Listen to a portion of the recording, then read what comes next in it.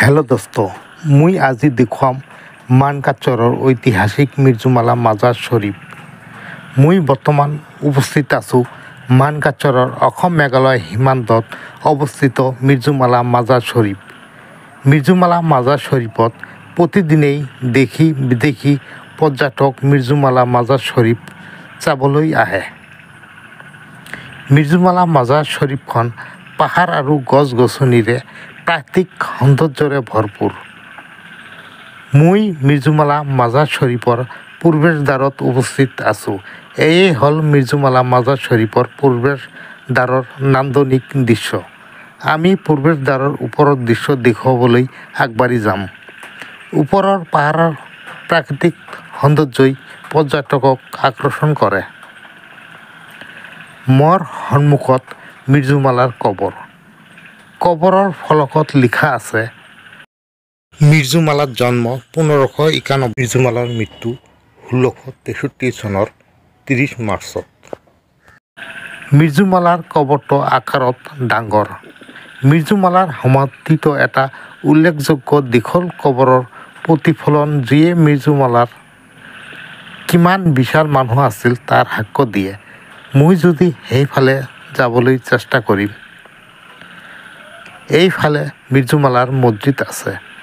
মছজিদটো দেখিবলৈ বহুতো ধুনীয়া। এই মছজিদত প্ৰতিদিনেই 5 ওয়াক্ত নামাজ আদায় কৰে ইছলাম ধৰ্মীয় লোকসকলে। মই আনফালে দেখুৱাবলৈ যত্ন কৰিম।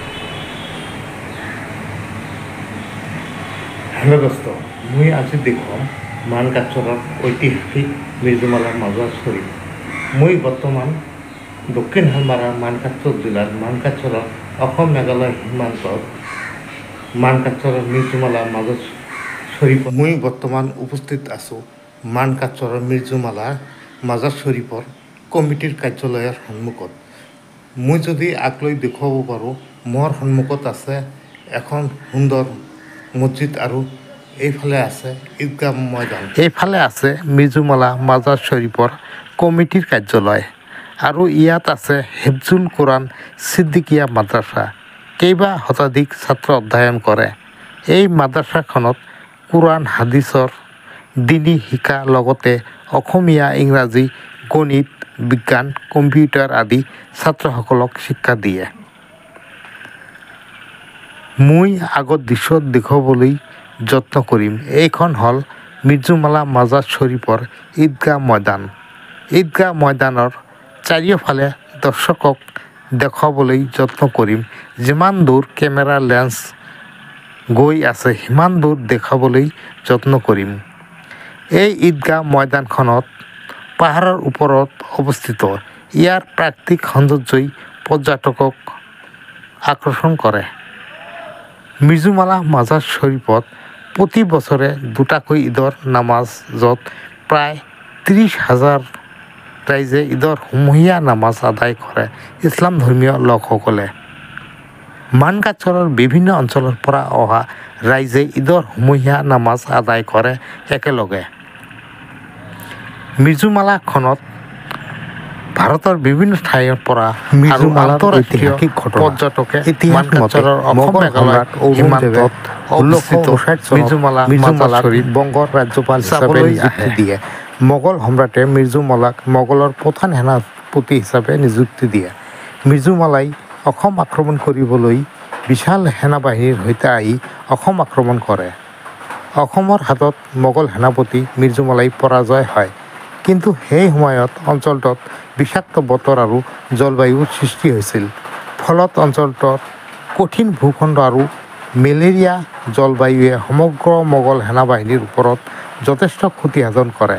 ফলস্বৰূপে মিৰ্জুমালা অসমৰ পৰা 1663 চনত পিছুৱাই যাবলৈ বাধ্য হয় আৰু ঢাকা অভিমুখে ৰাওনা হয়। মোগল সেনাপতি মিৰ্জুমালাৰ ক'লা জ্বৰত আক্ৰান্ত হৈ মৃত্যু হয়। পিছত মানকাচৰৰ এই পাহাৰখনত কবৰ দিয়ে মিৰ্জুমালাক। মানকাচৰৰ অসম মেঘালয় সীমান্তৰ কালো নদীৰ পাৰত অৱস্থিত এই পাহাৰখনৰ নামেই মিৰ্জুমালা মাজাৰ শ্বৰীফ হয়। এই মাজাৰ শ্বৰীফত মানকাচৰৰ বিভিন্ন অঞ্চল আৰু মেঘালয়ৰ মানুহৰ মৃত্যু হ'লে এই মিৰ্জুমালাৰ মাজাৰ শ্বৰীফত কবৰ দিয়ে। মানকাচৰৰ মিৰ্জুমালাখন পৰ্যটকৰ আকৰ্ষণৰ কেন্দ্ৰবিন্দু।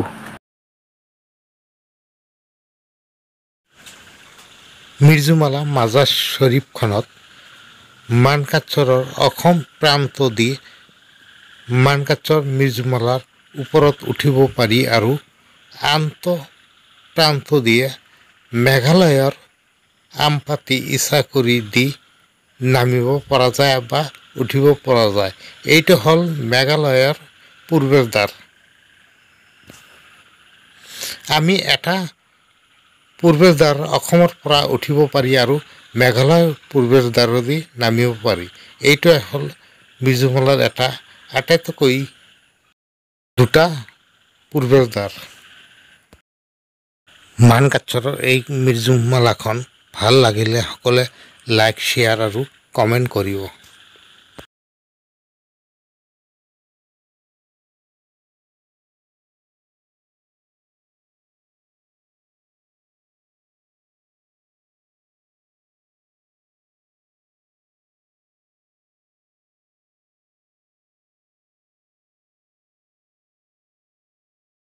আর শান্তি বর্ষিত হবে আর মহব্বত পয়দা হবে।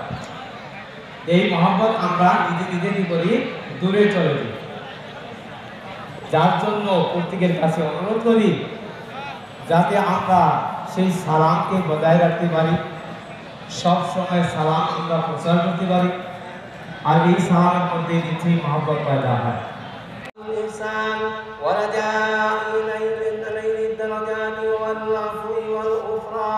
الله أكبر الله أكبر لا إله إلا الله والله أكبر ولله الحمد وقد قال رسول الله صلى الله عليه وسلم إن لكل قوم عيد ওদের হাইটটাও ঠিকঠাক আছে মোটামুটি নরমাল লোকের মতো কিন্তু ইনি তো মোটামুটি আপনার দিল্লি জামা মসজিদ নিয়ে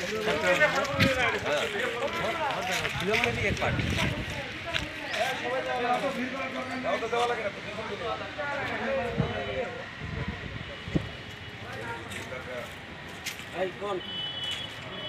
Hello.